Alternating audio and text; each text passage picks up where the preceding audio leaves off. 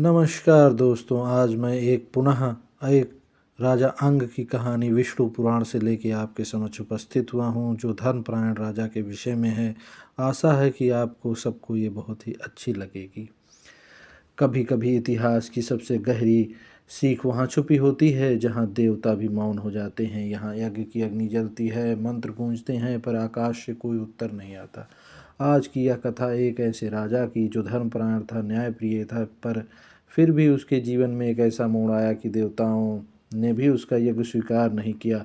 यह कहानी है राजा अंग की, और यह सिर्फ एक राजा की नहीं बल्कि कर्तव्य, त्याग और सच्चे नेतृत्व की कथा है। विष्णु भक्त ध्रुव के वंश में जन्मे महाराज अंग स्वभाव से शांत, विचारों से शुद्ध और कर्मों से धर्मनिष्ठ राजा थे। उनके राज्य में चोरी नहीं थी, डाकुओं का नाम नहीं था, प्रजा निश्चिंत होकर सोती थी। राजा अंग किसी भी के साथ अन्याय नहीं करते थे। ब्राह्मण, ऋषि, किसान, सैनिक सब उनके राज्य में समान सम्मान पाते थे। पर इस समृद्धि के बीच राजा के मन में एक मौन पीड़ा थी। उनकी कोई संतान नहीं थी। रात के सन्नाटे में राजमहल के दीपक जलते रहते, पर राजा की आंखों में से नींद रूठी हुई चुकी थी। मेरे बाद इस राज्य की रक्षा कौन करेगा, यह प्रश्न उनके हृदय में बार बार उठता। इसी चिंता से मुक्त होने के लिए महाराज अंग ने एक विशाल यज्ञ का आयोजन किया। देश देश से ऋषि मुनि और ब्राह्मण आए। शुद्ध सामग्री, सही मंत्र, विधि विधान में कोई कमी नहीं। अग्नि प्रज्वलित हुई, हविष्य अर्पित किया गया। मंत्रों के ध्वनि आकाश को छूने लगे, पर कुछ अजीब था। यज्ञ पूरा हो रहा था, पर कोई भी देवता प्रकट नहीं हुआ। ना कोई संकेत, ना कोई आशीर्वाद। ऋषि भी चिंतित हो उठे। उन्होंने विचार किया और कहा, राजन, इस जन्म में आपके द्वारा कोई अधर्म नहीं किया गया है। संभव है यह पूर्व जन्म में कर्मों का फल हो। देवता इसलिए नहीं आए क्योंकि इस यज्ञ का फल भविष्य में इसको ग्रहण करने वाला आपके वंश में कोई उत्तराधिकारी नहीं है। ऋषियों की ऐसी बात सुनकर महाराज अंग बहुत दुखी हुए। उन्हें अब तक पुत्रहीन होने की न कोई चिंता थी, न दुख था। वे तो अपने प्रजा को ही अपनी संतान मानते थे। उन्होंने कहा, महर्षियों, मुझे क्या पता, आप सब भविष्य दृष्टा समर्थ ऋषि हैं। आप लोग कोई ऐसा उपाय करें जिससे यह यज्ञ फल सफल हो सके। ऋषियों ने कहा, महाराज, बिना निराश न हो। आप इस यज्ञ को पुत्रेष्ट यज्ञ की कामना से करें। हम लोग अब इस यज्ञ को पुत्रेष्ट यज्ञ की विधि तथा मंत्रोच्चार से करेंगे। भगवान यज्ञेश आपका मनोरथ पूर्ण करेंगे। महाराज अंग ने कहा, मुनिवर, आप लोग जैसा उचित समझे वैसा करें। मुझे जैसी आज्ञा देंगे मैं वैसा करूंगा। ऋषियों ने उस यज्ञ को पुत्रेष्ट यज्ञ के रूप में प्रारंभ किया। यज्ञ का स्वरूप, विधि विधान तथा मंत्रोच्चार इस स्वरूप में प्रारंभ हुआ। यज्ञ के समापन पर अग्निकुंड से यज्ञेश्वर भगवान अग्नि रूप में प्रकट हुए और राजा तथा रानी को प्रसाद स्वरूप चारु प्रदान कर कहा, तुम्हारी मनोकामना पूरी हो। महाराज अंग तथा रानी सुनीता ने श्रद्धा से प्रसाद ग्रहण किया। यज्ञ समाप्त हुआ। कुछ दिनों के पश्चात रानी ने एक पुत्र को जन्म दिया। पुत्र का नाम वेन रखा गया। महाराज का उत्तराधिकारी पैदा होने जाने से राज्य में बड़ा उत्सव मनाया गया। यज्ञ करने वाले ऋषि मुनि, ब्राह्मण तथा प्रजा को भरपूर दान दक्षिणा दी गई। समय व्यतीत किया गया। धीरे धीरे राजकुमार वेन बड़ा होने लगा। पुण्य प्रतापी महाराज अंग का दुर्भाग्य रहा कि ज्यों ज्यों वेन बड़ा होने लगा त्यों तो यह अधिक उत्पाती, क्रूर और निर्दयी होता गया। उसमें कोई राजोचित लक्षण दिखाई नहीं देते थे। पुत्र की ऐसी दुष्ट प्रवृत्ति देखकर महाराजा और महारानी बड़े ही चिंतित रहने लगे। उनसे सुधारने के लिए उन्होंने बहुत प्रयत्न किए। अच्छे गुरु की देखभाल में उसकी शिक्षा, दीक्षा, संस्कार का प्रबंध किया, पर उसे सुमार्ग पर लाने के लिए जो भी उपाय किए जा सकते थे वे सब व्यर्थ हो गए।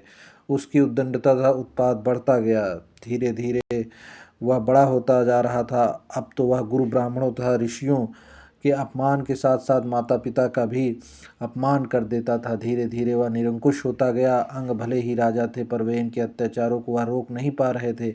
एक दिन दुखी होकर के उन्होंने अपनी पत्नी महारानी सुनीता से कहा, महारानी, वेन के पैदा होने में हम तुम मात्र निमित्त हैं। यह अपने पूर्व कर्मों का फलित संस्कार लेकर पैदा हुआ है। इसके अत्याचारों से हमें दुख हो रहा है। प्रजा तथा ऋषि ब्राह्मणों पर अत्याचार हो रहा है और हम असहाय, असमर्थ होकर देख रहे हैं। संतान मोह के कारण शायद हम कुछ नहीं कर पा रहे हैं। इससे तो अच्छा है हम निशानतान ही रहते। महारानी दुखी होकर के भी सब सुन रही थी। माँ की ममता से बंधी वह कोई कड़ा कदम उठाने का अनुरोध भी पति से नहीं कर पा रही थी। इस प्रकार हमेशा चिंता में महाराज अंग को न भूख लगती न नींद आती। लगता था जैसे वेन आगे वे असहाय हो गए हैं। उनका मन गृहस्थ तथा राज्य से विरक्त हो गया। उन्होंने सोचा, यह राज्य प्रजा का है, मैं तो राजा के रूप में इसका मात्र संरक्षक हूँ। मुझे क्या अधिकार है कि मैं अपने से ऐसे अत्याचारी क्रूर दुष्ट संतान को अपने उत्तराधिकारी प्रजा के ऊपर थोप दूं। ऐसे दुष्पुत्र का पिता होने का अपयश जो मुझे संसार से मिलेगा वह सह लूँगा, पर इसके कारण प्रजा बहुत दुख भोगे। मैं ऐसा नहीं होने दूंगा। इसे राज्य का उत्तराधिकार सौंपने के बजाय मैं प्रजा को ही यह अधिकार दूंगा कि वह किसी भी सुयोग्य व्यक्ति को अपना राजा चुन ले। राजा प्रजा की भलाई के लिए होता है। ऐसे दुष्ट पौत्रिक उत्तराधिकारी के बजाय प्रजा स्वयं सुयोग्य राजा का चयन करे। जनहित के लिए ऐसा सोचकर महाराजा अंग एक रात को पत्नी, पुत्र तथा ऐश्वर्य भरे राज्य को त्याग कर बिना किसी को कुछ बताए वन को चले गए। वे किसी मोह में पड़कर इस अपयश के भागी नहीं बनना चाहते थे कि उन्होंने सुखी प्रजा को एक अत्याचारी उत्तराधिकारी सौंप दिया है। हमें इस कहानी से यह शिक्षा मिलती है कि कोई भी रक्त का संबंध जिम्मेदारी एवं प्रजा से ऊपर होता है। धर्म को रक्त से ऊपर रखा जाता है। इससे यह भी शिक्षा मिलती है कि नेतृत्व का अधिकार नहीं, दायित्व है। संतान होना गर्व नहीं, उसका चरित्र गर्व है। कभी कभी त्याग ही सबसे बड़ा राजधर्म होता है। अतः इस कहानी को देखकर हमें लगता है कि राजा अंग के द्वारा कितना बड़ा त्याग किया गया। उन्होंने अपनी प्रजा को सर्वोत्कृष्ट, सर्व से ऊपर रखा।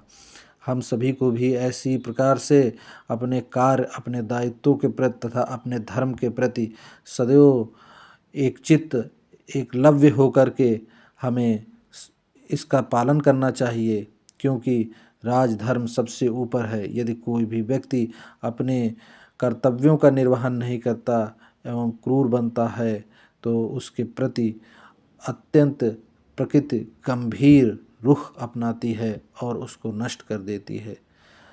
इस कहानी को आप सभी लोगों तक पहुंचाना था। आप सभी इस कहानी को देखें और सुनें।